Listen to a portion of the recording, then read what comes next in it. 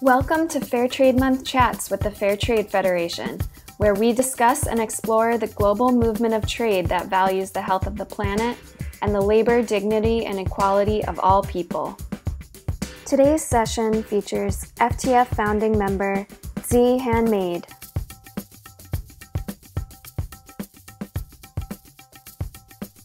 Awesome. Thank you so much. Welcome. I'm really excited about this series of conversations, especially through Fair Trade Month. My name is Chris Solt. I'm the Executive Director of the Fair Trade Federation. For those of you not aware, the Fair Trade Federation is a trade association of verified fair trade enterprises based in the US and Canada. If you want to learn about our members and their incredible, unique work in the fair trade movement, please join us online at fairtradefederation.org. Just really excited for our guests today. Represents dZi Handmade. They are one of the founding members over 25 years ago of the Fair Trade Federation. So Mac McCoy, welcome. Thank you, Chris. So glad to be here.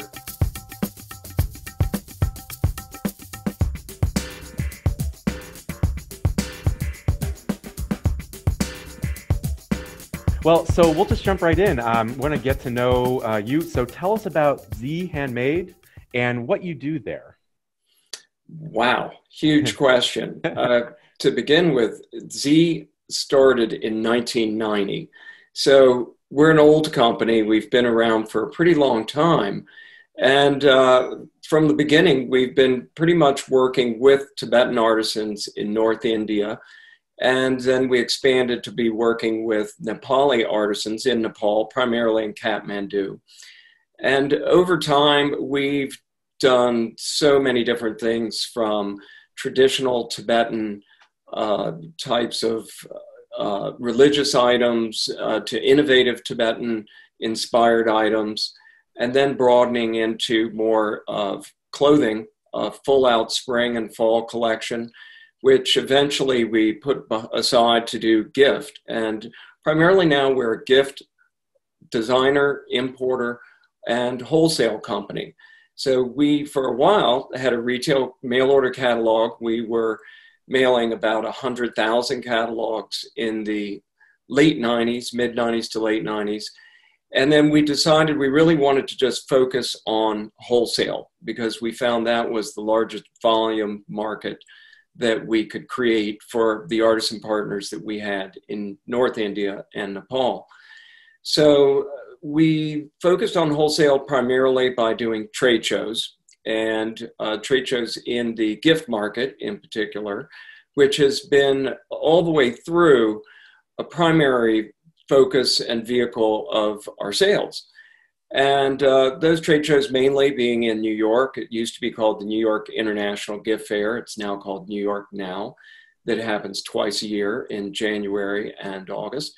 And also, eventually, we started doing the Atlanta America's Mart, which happens similarly in January and July in these so-called sort of spring, early winter, and midsummer to fall and holiday seasons.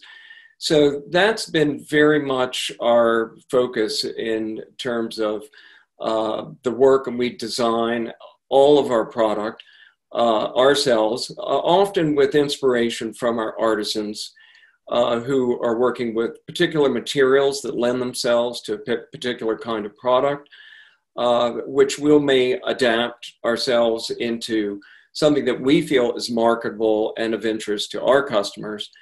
I would say personally over time and working with my designer, when we see something we love, and something we want to do, we don't always think that much about how sellable is this. It's something that we loved, we wanted to put forward. And sometimes that's been a total failure. And that's how we've lived and learned. And sometimes we've hit on some great success. And I'll just mention our signature product currently that we started to develop 2/3 of the way through the 30 years that we've been in existence, sometime in about 2010, was a hand-felted birdhouse.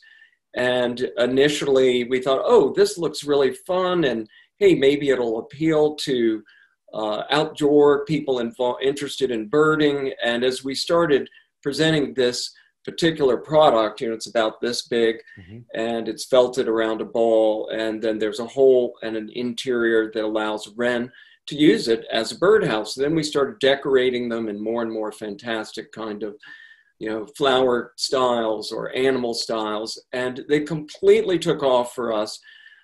Just kind of a whim of an idea that we saw when we were doing a show at something called Wild Birds Unlimited franchise, and everyone had birds and birdhouses, and we thought we should have birds and birdhouses too.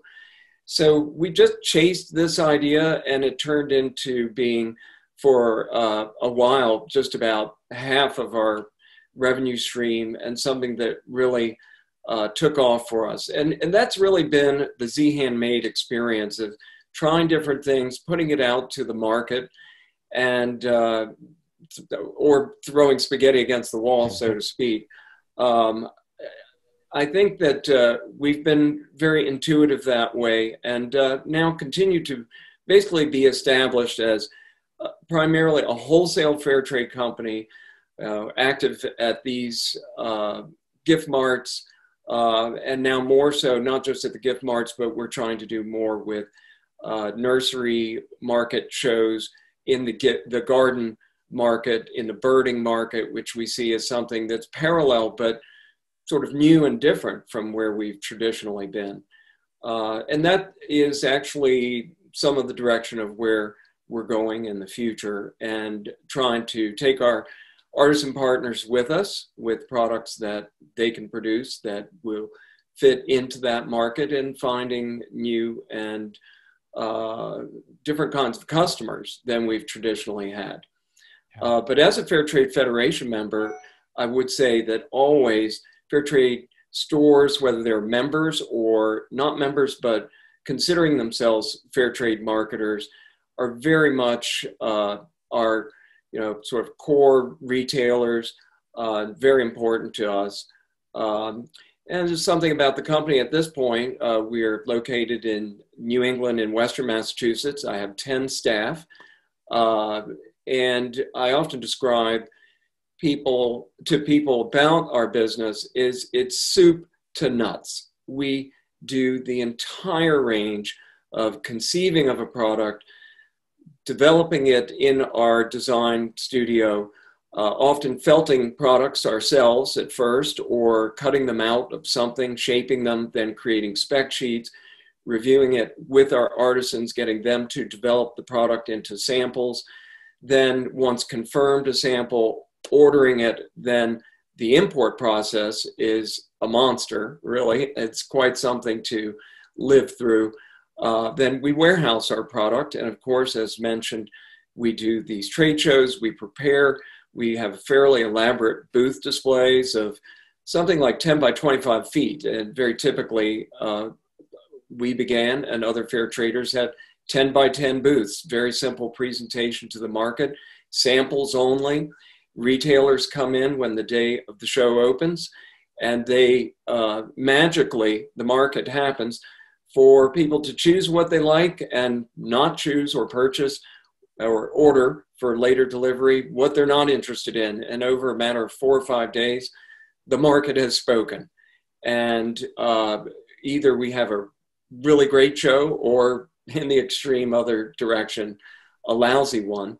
But then it's up to us to get those orders into the warehouse, do the fulfillment according to the customer's needs, the billing, the collections.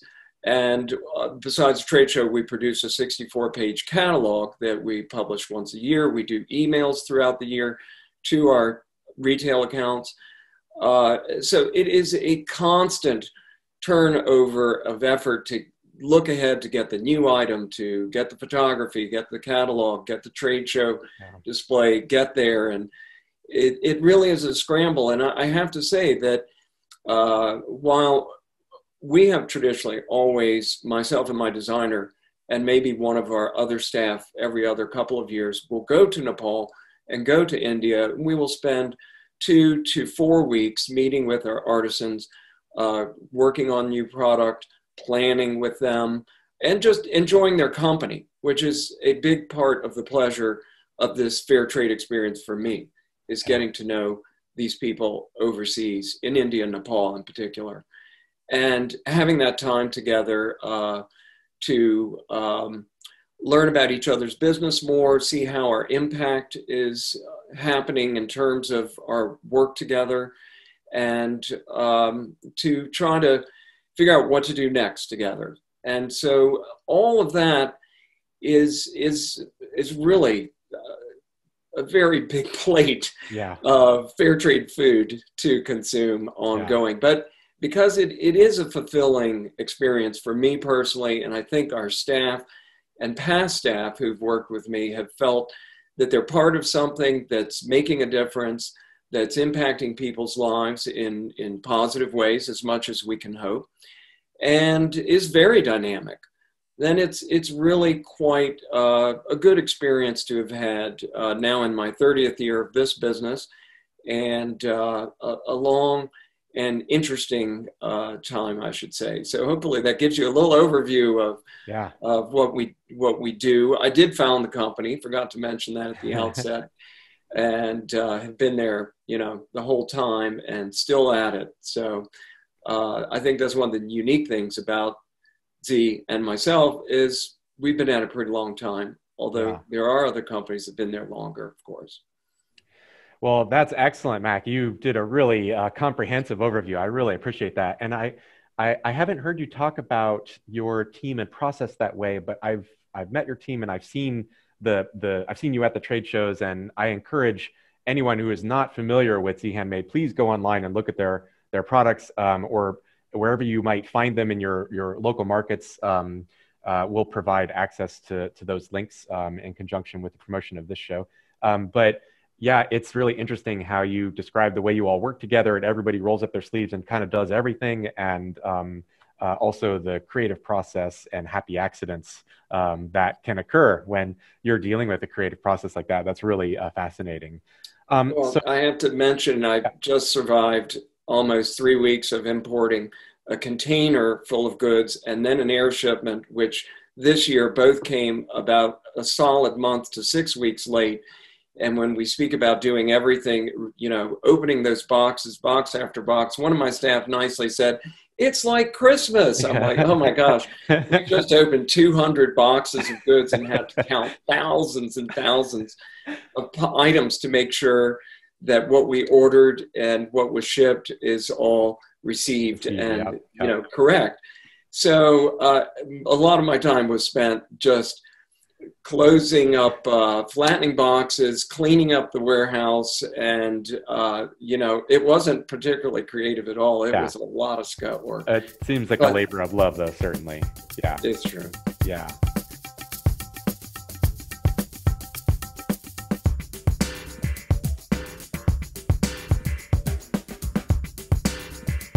So I just wanted to ask, like, in that, in the kind of time period we are, obviously with the pandemic, and we're adjusting and supply chains are disrupted, I've really been amazed at some of the silver linings like that I found, despite all of the challenges that we're all facing.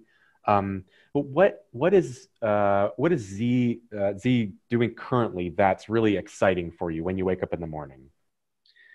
Well, that's a very interesting question, and I would have to say that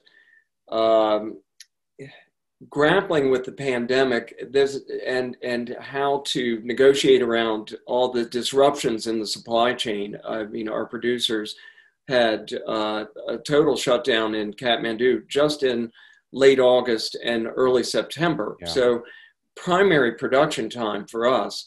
And then shipping was completely disrupted once the shutdown opened. So working around those issues, there's nothing exciting about it. Yeah. So we're really kind of trying to look ahead and focus on, what do we have in front of us?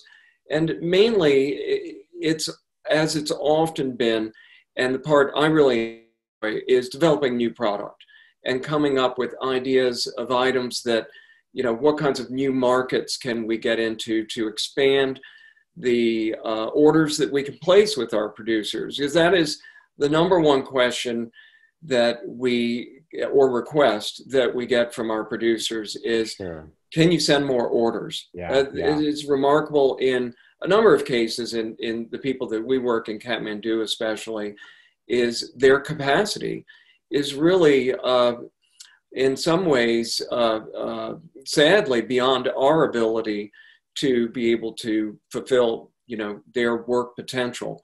Yeah.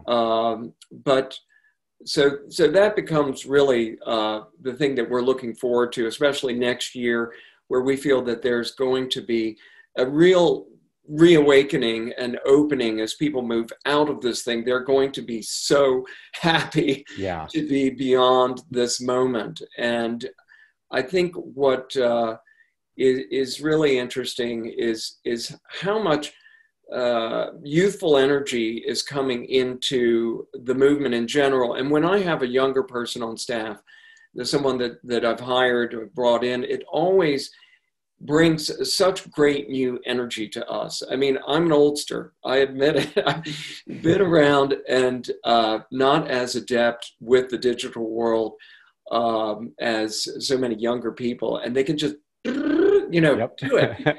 And it not only has to do with digital marketing, but even design and being aware of trends. I think that's also the very interesting thing that we'll see, and that we try from year to year to track, is what is the trend out there in the market, in its color, its things, its functions. And we try to look at that. And I often find younger people are so much more observant through social media of what's happening. So being on top of what to look forward to in that way, when really primarily our job is sales, and our responsibility to our producers primarily is to generate orders. We, of course, look at the fair trade factors that we try to be conscious of, and our producers as well. They actually, I think the fascinating story is how much fair trade is a movement within Nepal, or Kathmandu primarily itself, where a number of the producer groups have their own fair trade organization, and they're integrated in the World Fair Trade Organization, which is another group. Fair Trade Group Nepal within, Fair Trade Group Nepal. And a number of our producers are members of that group. And so we really are working together within that consciousness of how our work can be more positive in terms of, better wages, better working conditions, more use of more sustainable materials. There's never in our work in the gift line been an issue with child labor, but there had been in Nepal in the carpet weaving industry, and there are other organizations that worked with that.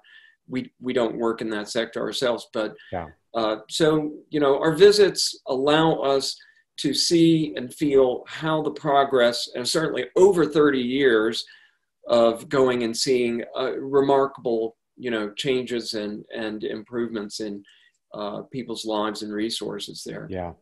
That's great, and it's so great to hear that you're working with those producers in Fair Trade Group Nepal. Long-term relationships obviously are essential tenet of fair trade.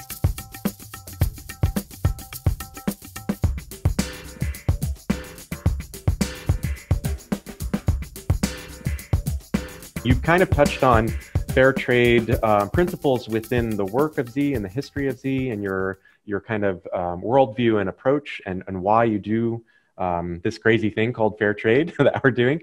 But just to wrap up, the last question I have is, what do you see or want for the future of fair trade, just within dZi and then beyond in the whole movement?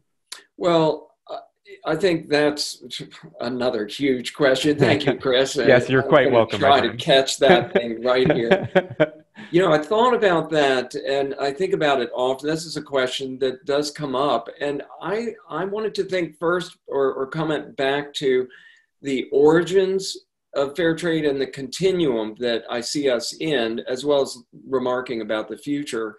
You know, I'm not sure how many people realize the fair trade movement really began in the 50s, and it was very much initiated by the Mennonites and the Church of the Brethren, seeing that their, you know, service was important in terms of helping people overseas, and they could do so through their use of their hand labor.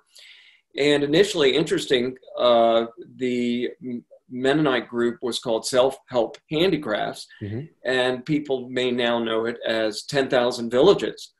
And that was a real point in time in the fair trade movement where essentially they rebranded, and they took the whole concept, and maybe it was the late 90s when this changed, or mid 90s when it happened. And that rebranding to what I feel are really wonderful, professional, enticing retail environments that have been extremely well thought out. It's that professionalizing that's happened over time that has really brought fair trade concepts and products more and more into the mainstream. Of course, what would the future be? Fair trade would be completely mainstream. But how do you get there? And I think that this trend of learning that we're involved in this process of finding better ways to assess our impact, to evaluate what we do, to look at the results and see what worked, what didn't work, reapply that. It's going to become more and more of something that we might consider systematic. I think the creation of Fair Trade Federation in 1994 was a very important point of time where many small and disparate working organizations could begin to come more and more and more together to be able to share those ideas and to begin to draw in more professional and experienced people from other types of professions that could apply more systematic thinking. Of course, the whole marketing input and the rebranding was one aspect, but looking at labor functions, and of course, this has happened a lot in parallel with the socially responsible movement. But I think looking back to the question of the future, I think the big part of it is youthful energy.